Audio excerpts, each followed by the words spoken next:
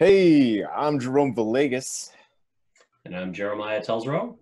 and joining us today we have Chris Jackson out of Ojai, California. Chris is a technical writer over there, and we're just going to ask him a couple questions, get an idea of what he does, some insight into his career and his professional skills, and building an idea of how to help others. So yeah, Chris, Hey, welcome. It's good to have you. It's good to be here. Pleasure. Thank you for having me.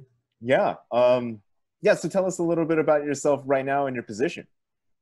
So you want to know, do you want to know about the job that I'm in right now, or? Yeah. Just like your title and where you are. Okay. So I am a tech writer working at a company called Saalex Solutions in Camarillo, California. It's about an hour's drive from here, but I have not been commuting for several months like most people. So I work right in this office that you don't see, but you can imagine. Great outdoors, right? If it rains, I work in the tent that you see behind me. No, so what the company I work for now as a tech writer, I primarily work in the proposals department. So it's putting together proposals, editing proposals, proposals that are done to bring in new contracts for a company. Our company is a company that works with the defense industry, IT, municipalities, and we provide a huge range of services to those different entities. So on the government side, we are doing everything from managing test ranges where they do weapons testing, doing logistics for military bases for all branches of the military. So it would be just, doing inventory and things like that. Making sure that vehicles are available for running the day-to-day operations on the bases. We have administrative contracts where we go in and we just do things like payroll and scheduling and running meetings on the bases. And those are all just different contracts that we have. We have contracts with NASA for doing their reusable launch vehicle programs, working with companies like SpaceX to prepare launch pads for getting ready for new launches. And so it's a really diverse amount of different types of contracts that we do. And then we also do IT for small cities, different municipal entities like fire departments, police departments, for small businesses, a little of everything. And so what I do is in our proposal department is just basically put together the proposals to win new contracts for a company. We have offices all over the US and we have offices on different bases where we have these contracts, but our two main sort of corporate headquarters are located in Florida on the Space Coast, in Rockledge, which is near Cape Canaveral, and here in Camarillo, or nearby in Camarillo. And we're cranking out, multiple proposals every year, trying to win new contracts. And so my tasks are mainly focused on not so much the writing of the proposals, because we have subject matter experts that do most of the writing, but they're not writers by profession. They're people who are very knowledgeable in their areas of expertise.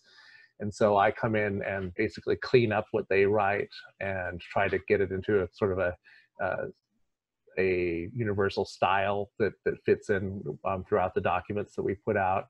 I also sort of wear different hats at times. I help out also with our marketing department with marketing materials, with internal and external marketing. So it might be, putting together newsletters or, announcements, things like that. So I do a little of all of those things. So it's interesting because my title is technical writer, but we have lots of different types of technical writers within our company. We have technical writers that we hire that work on our contracts that have a very different skill set than what my particular skill set is. They are like more focused on, okay, I'm going to write a manual for how to, disassemble a radar, assembly, or how to install sensor pods on an F-18 or something like that. That's not the kind of stuff that I'm doing. So that's one of the, I think maybe the takeaways, in this conversation is the diversity of focus that comes with the tech writer profession. That there are a lot of different paths that you can end up taking and still fall under the umbrella of tech writing. It's not, people tend to kind of, I think, narrowly define it as, this idea that you're, putting together manuals and instructions on how to do different technical tasks and or explain how to do, things. And it's not like that at all, actually. There's just that's a small part of it, but there's a lot of different types of skill sets and focuses that kind of come with this umbrella that we call tech writing. I mean, that kind of loops back to that idea. One of the things that we learned in our class, or were exposed to in our class, and that felt like new information to me, was that technical writing could be more than just the help file or the how-to document. That it could go into things like you're describing, which is what I think our instructors described as persuasive writing. So proposals and even edging into marketing and stuff like that. That was one of the questions I had for you, was how much time you spend writing versus, because I looked at your LinkedIn profile and you talked about doing managing and editorial oversight. It sounds like you do more of that than the actual writing. Right. And I think it's both in this position and the one I had previous to it, we can talk about that a little bit later, is that my focus is probably more on editing than writing in what I do. I do a certain amount of writing, but I spend a lot more time going through content that was generated by someone else or from another source, and refining that content to make it usable for a new task. I mean, we do a lot of, because of the volume of material that we put out, we find ourselves going back to a lot of, for lack of a better term, boilerplate or content that was generated for another proposal that somehow relates to the proposal that we're working on because the subject matter is similar, or just pulling together, for instance, we do so many IT proposals that have similar sets of requirements for the contract, that it just makes more sense to kind of cannibalize the material that you already have and then repurpose it for what we do, because it would be nearly impossible for at least one person to sit down and in the span of 2 weeks, I mean, the turnaround on some of these proposals that you have, where from when the proposal is released to when it has to be submitted, it's a very short amount of time a lot of the time, and it's a huge team effort that has to be really strictly coordinated, and all the steps and pulling together all the different people, finding the subject matter experts they're going to help you come up and generate the content. It's almost mind-boggling that it actually gets done and the deadlines get met. And there's no flexibility on deadlines in this business, because the government says all proposals must be submitted by this date, and unless something happens where someone submits a request to say that there's a problem with the way that the proposal was released, or something, that it's rare for the deadlines to be pushed back by the government. And that in the case, I'm just using, that's a small part of it, in case of these like federal proposals that we're doing, and it's I mean, there's a lot riding on it too. It's not just winning the new business for the company to keep the generating revenues and so on, but how much time is spent and how much time and treasure basically is spent on just preparing the proposal itself. You're hiring consultants sometimes, you're bringing in people that are working on your current contracts that have to be paid overtime to sit down and write content for you excuse me, for these proposals. And it's and so there's a lot riding on it right there, because you're pouring a lot of money into each one of these proposals that goes out before you even find out if you're going to win the contract or not. So So yeah, it's kind of fascinating. But it is kind of what I'm doing, to get back to your question, is Yeah. more of an editorial, more editor than writer or content generator. Yeah. That's with just the proposals. With marketing side of it, I'm probably I'm doing more writing on that side, doing press releases and typical marketing type stuff.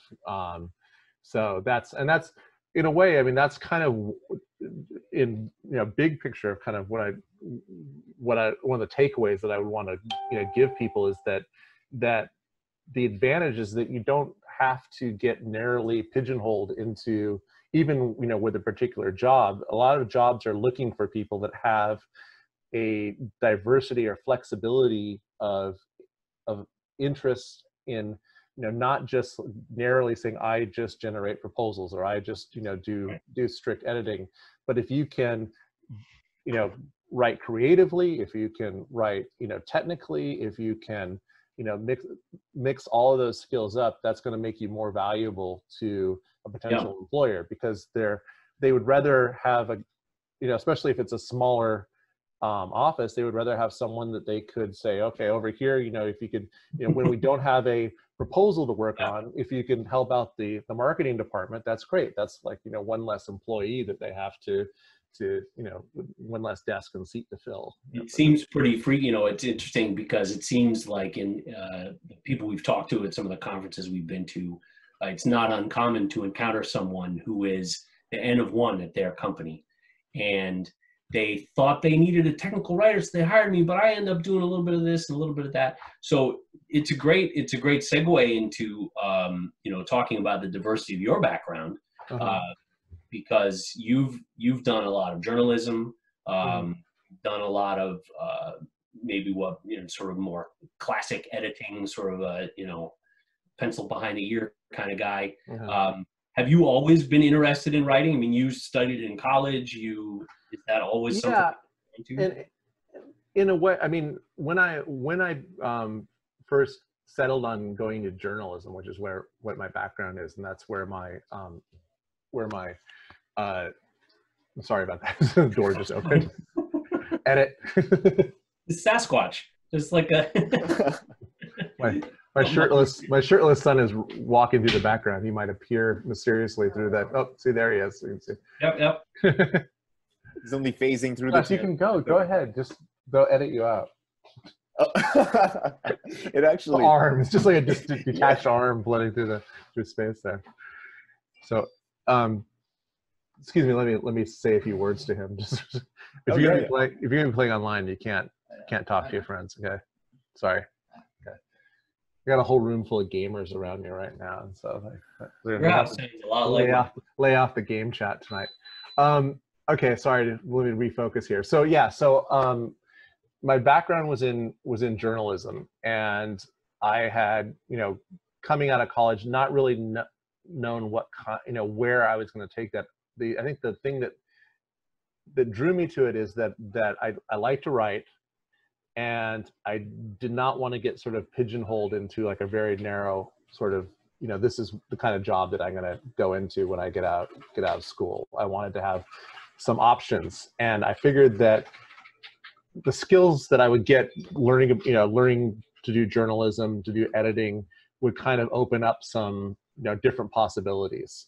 So my first sort of romantic idea I had about it was that I wanted to be a music critic or music journalist, and I did that for a little while. But that sort of kind of grew out of that phase where I really saw myself. I didn't see myself being the 50-year-old music critic, at some point, kind of following that path and doing that forever. And so I started kind of branching out into different editorial pursuits this is back in my 20s, like during the 90s. And at one point I had been working at a newspaper and had been wanting to travel for a while, but just not finding the time or having the cash on hand to do that. And I had an opportunity, because I was between jobs, to go abroad, because I had some friends who came back from, I think they had been teaching in Japan at the time, And so I decided, well, okay, this is what I'm going to do. And take a couple of years and go teach somewhere and get some time to travel, and then just kind of position what I wanted to do from there. And it was, it was now at that point in my late 20s, almost 30. And so I decided to go to Taiwan and teach English for a while. And pretty soon after I arrived, because I was working, I was placed in a school that was run by the corporate office of the company that ran several schools, like a franchise of English schools. And since they found out about my editorial background, they said, well, hey, why don't you, after you finish your first year contract, do you want to come and work in the corporate office and help us with our, generating new teaching materials, writing books and things like that for our, schools. And also they were just branching out into mainland China. So they wanted to sell books, in China as well. So I started doing that, and I did that for about 5 years, and then had the opportunity. By that time, I was kind of burning out on writing children's textbooks, and wanted to get back to something that was more. I wanted to stay in Taiwan, but I wanted to get back to something that was more close to where I had started out. And I had just kind of stumbled on one night out, with some friends at a club, and someone said, "Hey, well, this guy works, at a publishing company, and they need a new editor for their CNN magazine," which was a magazine that was an educational magazine, but they had a license with CNN and Turner Broadcasting to use their content to generate an English language learning magazine, a monthly magazine. So I was like, wow, that would be right up my alley, and got the job and was there for the remainder of my time in Taiwan, which was another 12 years. And so it was a good run, but I think that Jerome might attest to this too, having also worked in the state. That's where I met Jerome. Yeah. He was working there. And, after a while professionally, I think when you're somewhat of an outsider in sometimes when you're working abroad, there's a certain, I wouldn't even call it a glass ceiling. It's kind of like a lead ceiling. It's like you're not professionally, you're not going to develop beyond a certain level in the hierarchy in the company. It's really hard to transition out. Right. And so, and by that time I had a family, I'd gotten married, I had kids, and I just wanted to start thinking about coming back to the US, and also looking at where my career was going, because it was a great job when I started it, but it was just kind of after 12 years, it kind of stagnated for me. And I had already started at that time, about, I would say 5 years before I came back, I started it's kind of funny to say I started a company, because this is something that a lot of us expats do, is you just kind of hang a shingle up and give yourself a company name and print up some business cards, and you're in business, because it's that uncomplicated over there. So I started a company called Taiwan Writer, and just basically freelancing to IT companies that needed people to edit. That was my introduction to tech editing, because I had never done tech editing up until that point. But I had lots of friends that worked in the IT industry. That's kind of, if you're an expat living in that area, most people are either working in two different fields, education or IT. And so there's a lot of we can call them foreign, but we're all foreigners when we live over there. IT specialists that come in that help out with doing marketing or writings for a Western market, basically. And so you have all of your local big name computer companies that you probably heard of, like ASUS and so on. And I had over a few years developed some contacts and started doing marketing work and writing tech manuals and things like that, white papers and all this kind of basic tech writing type tasks. And I still do a little of that. I still have a few of my clients, but that's kind of what transitioned me into thinking that was another option that was open for me. So when I came back to the US, I had that kind of in my pocket to say that, like, that it's tough when you're overseas for such a long time, because when you come back and you're trying to like explain to someone in a job interview that you've been living in Taiwan for 17 years in my case, and they say, well, what have you been doing? And there's not, no matter how you explain it, it's not a lot of experiences that they can really relate to in that sense, you know, of professionally, you know. And so they don't know how to quantify your experience because there's no one to talk to really. Just say, you know, oh, was he a good employee? Was he, you know, did you do a good job on stuff? And even samples of your work, you know, are often like, it's, you know, it's hard to come by, and not really, you know, the easiest thing to make a presentation with. So yeah, so that's what kind of brought me back full circle to living back in the US and starting to do like actual technical writing. So. Yeah. Well, I mean, it sounds like, you know, based on your journalism background, an educator background, tech writing, it's all kind of come together for you. It seems like what you do now is, I mean, it's always easy to say that looking back, but it seems like kind of a natural outcome. Yeah. Some of the work you're doing now. I think I mean, that was always one of the, I mean, it did pan out the way that I kind of had planned, that I wanted like a skill that I could be anywhere in the world and probably be able to find some way to use it and monetize it I mean, I not monetize it to a great degree, but at least get by and support myself and feed myself and, you know, find a place to live and so on with that skill set. And it was, you know, there's a lot of people that can, you know, floating around in the expat community that can write to some degree, but to have an actual professional background in it just kind of gives you a little bit of a step up, and you don't seem like the, you know, the next backpacker that wandered in off the beach and said, I'm a writer. So that would there's a lot of those people wandering into companies over there looking for jobs. So yeah, it's incredibly different of a hiring process abroad. Yeah. We've got a couple minutes, so I think we've got also a couple questions that we can kind of cycle through. Do you feel like in your professional skill set and in the work that you do that you're getting pushed or drawn to certain aspects of it, and then potentially either go out of tech writing or take up like a different side of your skill set?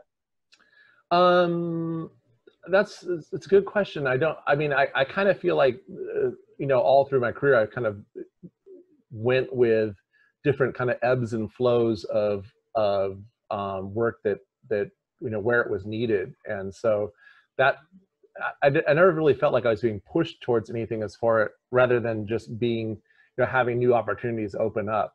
And you know, for instance, in the proposal profession, you know, which it is, I mean, it's kind of like its whole other category of or skill set of work. You know, I've been part of a proposal team, but I've not been like a proposal manager. I'm not a proposal coordinator, but those skills are, you know, different types of skills from that side are trickling into the experiences that I'm having. And the more that happens, the more it strengthens our team, you know, to be able to have a greater diversity of skill sets within the team. And so I mean, I've been very lucky, I think, in a way that my supervisors have been very open to having me learn as much as I can about the proposal process, about, you know, what goes into the management of a proposal and so on, outside of just the, you know, editing and writing that I do. And so, you know, I think that it seems like, you know, over the direction that that's going is that I'm going to be given more and more tasks that are, you know, basically a support task to the proposal team that are outside of what would be like the, you know, considered traditional technical writing. So, and I mean, for me personally, that's great, because it just opens up new opportunities and makes, you know, it kind of gives me more job security, because I become more valuable to my employers if I am not just kind of narrowly, you know, defined what I'm willing to do or what I can do. I mean, that's also, I mean, that's just part of my nature. I think that there are people who they have a certain idea of the kind of work they want to do, and that's all they want to do. I've always kind of been, you know, when I go into interviews and so on, I've kind of emphasized that I like flexibility. I like the, you know, to, you know, bend to whatever, you know, an employer might need from me, you know, willing to learn new skills and do, you know, help out where I'm needed. So that's. You're needed, Jerome. Yeah, Jeremiah, do you have any other questions? I just one, and it's a little off topic, but you know, one of the things is I was reading about what your company does, and you talk about managing these test ranges. Mm-hmm. Have you ever been invited out? No, and I mean not yet. And it's and I mean I've been there for about it's about a little over 2 years, coming up on 3 years actually, I guess. And we live close to one of the test ranges, which is the Pacific test range, which is right off the California coast. Yeah. But as far as being out of China Lake, which is one of the ranges that we run, and then we have another range in Hawaii, which is the main Pacific range. No, I haven't been out to them, but it's almost like it would be we're just too busy, you know. I mean, because everyone's got compartmentalized with their jobs and everything like that. That, you know, there's just never a time or a reason, aside from if it was just like, you know, one day we all said, hey, well, it'd be great to go out and see one of these ranges, you know, something like that. But I would love the opportunity to. Yeah. I mean, So one of them is in Kauai, so I would love to go to Kauai. Yeah, right. Yeah, we'll take a trip. Yeah. Jerome is messaging us that we're going to get cut off, so just so that we kind of sign off in a what do I want to say, a graceful fashion. Okay. Thank you very much. No problem. Thank you for your time, Chris. And Howland enjoys it as well. Was I able to answer all your questions? Absolutely. Okay. Yeah. I get on a tangent and start rambling. I'm not sure if I. No, you're fine. You're fine, and we'll get better at this too. So, you know, thank you very, very much. It's nice to meet you. Yeah, it was nice to meet you too. We appreciate it. We'll be in touch again soon, Chris. It's always a pleasure. Yeah, if you need me for another one of these, just let me know. We very well may. Have a good night. All right. Good night.